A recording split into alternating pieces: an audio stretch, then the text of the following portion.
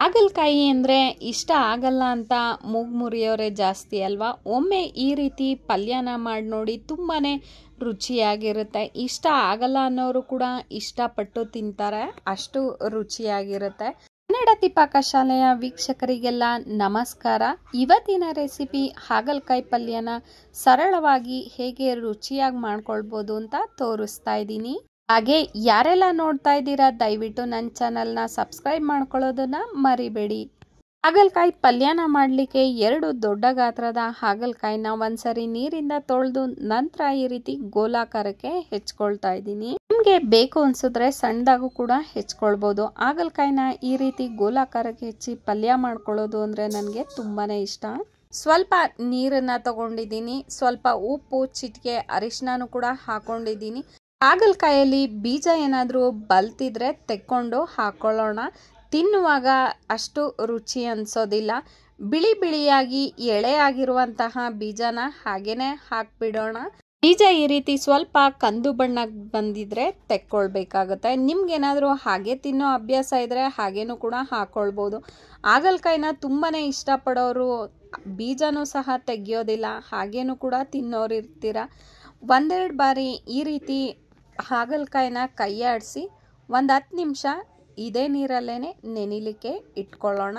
ನೀರಿಗೆ ಸ್ವಲ್ಪ ಉಪ್ಪು ಅರಿಶಿನ ಹಾಕಿ ಹಾಗಲಕಾಯಿನ 10 ನಿಮಿಷ ನೆನೆಸ್ಕೊಳ್ಳೋದ್ರಿಂದ ಸ್ವಲ್ಪನಾದರೂ ಕಹಿ ಅಂಶ ಕಮ್ಮಿ ಆಗುತ್ತೆ ಅಂದ್ಬಿಟ್ಟು ಈ ರೀತಿ ಮಾಡೋದು.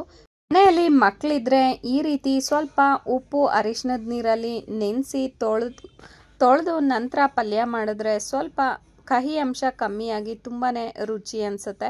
ಮಕ್ಕಳು ಕೂಡ ಇಷ್ಟಪಟ್ಟು ತಿಂತಾರೆ. ಹಾಗಲಕಾಯಿನ ನೀರಿಂದ ಚೆನ್ನಾಗಿ ಸೋಸಿ ತೆಕ್ಕೊಂಡಿದ್ದಾಗಿದೆ. ನಂತರ ಒಂದು ಮಿಕ್ಸಿ ಜಾರ್ಗೆ 1 ಮಧ್ಯಮ ಗಾತ್ರದ ಈರುಳ್ಳಿ, 2 ಟೊಮೆಟೊ, ಜೊತೆಗೆ 1 ಇಡೀ ತೆಂಗಿನಕಾಯಿ ತುರಿ ಸ್ವಲ್ಪ ನೀರನ್ನು ಹಾಕಿ ನುಣ್ಣಗೆ ರುಬ್ಕೊಳ್ಬೇಕಾಗತ್ತೆ.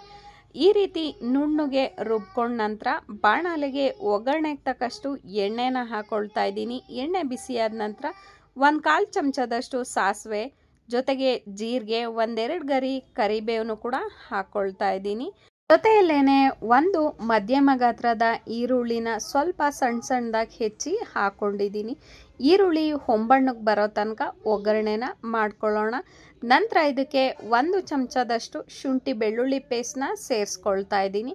ಶುಂಠಿ ಬೆಳ್ಳುಳ್ಳಿ ಪೇಸ್ಟ್ ಏನಾದರೂ ಇಲ್ಲ ಅಂದರೆ ರುಬ್ಬುವಾಗ ಒಂದು ಸ್ವಲ್ಪ ಶುಂಠಿ ಬೆಳ್ಳುಳ್ಳಿನೂ ಕೂಡ ಹಾಕ್ಕೊಳ್ಬೋದು. ಒಗ್ಗರಣೆಗೆ ಹಾಕೋದ್ರಿಂದ ಸ್ವಲ್ಪ ರುಚಿ ಚೆನ್ನಾಗಿರುತ್ತೆ ಅಂದ್ಬಿಟ್ಟು ಶುಂಠಿ ಬೆಳ್ಳುಳ್ಳಿ ಪೇಸ್ಟ್ನ ಒಗ್ಗರಣೆಗೆ ಹಾಕ್ಕೊಳ್ಳೋದು. ಇಟ್ಕೊಂಡಿದ್ದಂತಹ ಹಾಗಲಕಾಯಿನ ಹಾಕಿ ಸ್ವಲ್ಪ ಅರಿಶಿನ ಪುಡಿ, ರುಚಿಗೆ ತಕ್ಕಷ್ಟು ಉಪ್ಪನ್ನ ಹಾಕಿ 1-2-3 ಬಾರಿ ಚೆನ್ನಾಗಿ ಕೈ ಆಡ್ಕೊಳ್ಳೋಣ. ಈ ರೀತಿ ಕೈ ಆಡ್ಕೊಂಡ ನಂತರ ಹಾಗಲಕಾಯಿನ ಲೋ ಫ್ಲೇಮಲ್ಲೇ ನೀರನ್ನು ಹಾಕದೆ ಬೇಯಿಸ್ಕೊಳ್ಳೋಣ. ಈ ರೀತಿ ತರಕಾರಿನ ನೀರನ್ನು ಹಾಕದೆ ಬೇಯಿಸ್ಕೊಳ್ಳೋದ್ರಿಂದ ತುಂಬಾ ರುಚಿಯಾಗಿರುತ್ತೆ. 5 ನಿಮಿಷ ಲೋ ಫ್ಲೇಮಲ್ಲಿ ಬೇಯಿಸ್ಕೊಂಡ್ರೆ ಸಾಕು. ಈ ರೀತಿ ಹಾಗಲಕಾಯಿ ತುಂಬ ಚೆನ್ನಾಗಿ ಬೆಂದಿರುತ್ತೆ. ಹಾಗಲಕಾಯಿ ಅಂತ ಅಲ್ಲ, ಯಾವುದೇ ತರಕಾರಿಯ ಪಲ್ಯಗಳನ್ನ ಮಾಡುವಾಗ ಈ ರೀತಿ ಒಗ್ಗರಣೆಯಲ್ಲೇ ಮುಗಿಸೋದ್ರಿಂದ ಪಲ್ಯದ ರುಚಿ ತುಂಬಾ ಚೆನ್ನಾಗಿರುತ್ತೆ. ಹಾಗಲಕಾಯಿ ಈ ರೀತಿ ಬೆಂದ ನಂತರ ರುಬ್ಕೊಂಡಿರುವಂತಹ ಈರುಳ್ಳಿ, ಟೊಮೆಟೊ, ತೆಂಗಿನಕಾಯಿ ಮಿಶ್ರಣನ ಹಾಕ್ಕೊಳ್ತಾ ಇದ್ದೀನಿ. ಜಾರ್ಗೆ 1/4 ಕಪ್ಪು ನೀರನ್ನು ಹಾಕಿ ಹಾಕೊಂಡಿದ್ದೀನಿ. 1 ಚಮಚ ಧನಿಯಾ ಪುಡಿ, ಖಾರಕ್ಕೆ ತಕ್ಕಷ್ಟು ಅಚ್ಕಾರದ ಪುಡಿ, 1/4 ಚಮಚ ಜೀರಿಗೆ ಪುಡಿನ ಹಾಕಿ ಮಸಾಲೆ ಹಾಗಲಕಾಯಿಗೆ ಹೊಂದ್ಕೊಳ್ಳೋ ರೀತಿ ಕೈ ಆಡ್ಕೊಳ್ಬೇಕಾಗತ್ತೆ. ಅಚ್ಕಾರದ ಪುಡಿ ಬದಲಿಗೆ ಮೆಣಸಿನ್ಕಾಯಿ ಏನಾದರೂ ಬಳಸ್ತೀರಾ ಅಂದರೆ ರುಬ್ಬುವಾಗ ಹಸಿಮೆಣಸಿನ್ಕಾಯಿನೂ ಕೂಡ ಹಾಕ್ಕೊಳ್ಬೋದು. ಅದು ಕೂಡ ತುಂಬಾ ರುಚಿಯಾಗಿರುತ್ತೆ. ಲೋ ಫ್ಲೇಮಲ್ಲೇ 1-2 ಕುದಿನ ಕುದಿಸ್ಕೊಳ್ಳೋಣ. ಮಸಾಲೆ ವಾಸನೆ ಹೋಗೋ ತನಕ ಕುದಿಸ್ಕೊಂಡಿದ್ದಾಗಿದೆ. ಕೊನೆಯಲ್ಲಿ ಸ್ವಲ್ಪ ಕೊತ್ತಂಬರಿ ಸೊಪ್ಪನ್ನು ಕೂಡ ಹಾಕಿ 1-2-3 ಬಾರಿ ಕೈ ಆಡ್ಕೊಳ್ಳೋಣ. ರುಚಿಯಾದಂತಹ ಆರೋಗ್ಯಕರವಾದಂತಹ ಹಾಗಲಕಾಯಿ ಪಲ್ಯ ರೆಡಿ. ಚಪಾತಿ ಜೊತೆ, ರೊಟ್ಟಿ ಜೊತೆ, ಊಟದ ಜೊತೆ ಎಲ್ಲ ನಂಚ್ಕೊಳ್ಳಿಕ್ಕೆ ಈ ರೀತಿ ರುಚಿಯಾದಂತಹ ಪಲ್ಯ ಇದ್ರೆ ಹೇಗಿರುತ್ತೆ. ನೀವು ಕೂಡ ಮಾಡಿ ನೋಡಿ ರುಚಿ ಹೇಗಿತ್ತು ಅಂತ ತಿಳಿಸೋದನ್ನ ಮರಿಬೇಡಿ. ನನ್ನ ರೆಸಿಪೀಸ್ ಇಷ್ಟ ಆಗ್ತಾ ಇದ್ರೆ ದಯವಿಟ್ಟು ನನ್ನ ಚಾನಲ್ನ ಸಬ್ಸ್ಕ್ರೈಬ್ ಮಾಡ್ಕೊಳ್ಳೋದನ್ನ ಮರಿಬೇಡಿ. ಹಾಗೆ ಲೈಕ್ ಮಾಡಿ, ಕಾಮೆಂಟ್ ಮಾಡಿ, ಶೇರ್ ಮಾಡಿ. Thank you so much for watching.